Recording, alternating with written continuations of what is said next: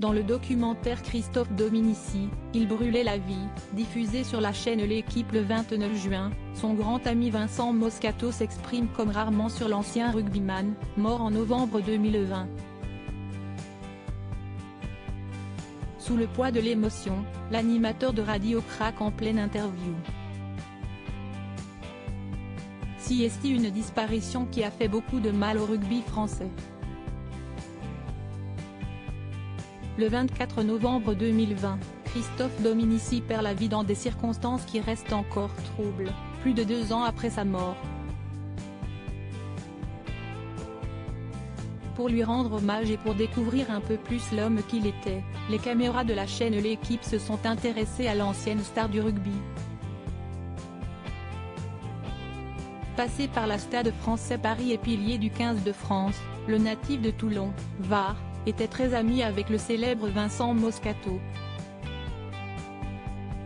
Ancien très bon joueur lui aussi, il brille désormais à la radio, tous les jours de semaine sur RMC, mais également sur scène, puisqu'il est également humoriste.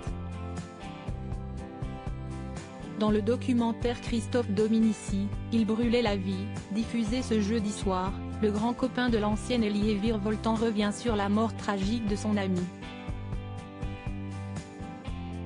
Ce mec est parti trop tôt quoi, tu vois. Si est-il la vie, lance Vincent Moscato, avant d'être soudainement pris par l'émotion, qui l'envahit et lui fait lâcher quelques larmes devant les caméras.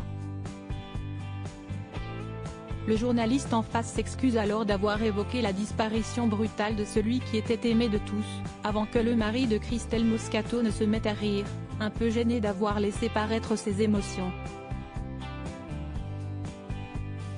Les anciens coéquipiers du regretté rugbyman lui rendent hommage à un moment très fort en émotion et qui rappelle les obsèques de Christophe Dominici, dont des images sont diffusées lors du reportage.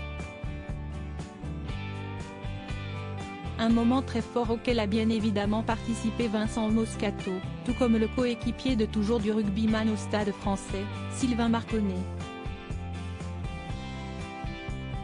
Interrogé dans le documentaire, ce dernier garde toujours un souvenir ému de celui avec qui il a tout connu.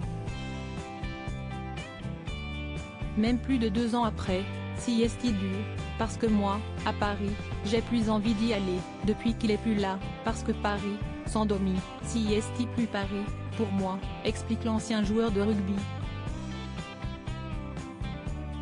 Des témoignages très forts et qui rappellent à quel point le mari de Loretta Denaro était un personnage à part aimé par tous ceux qui l'ont connu et qui regrettent sa disparition, à seulement 48 ans.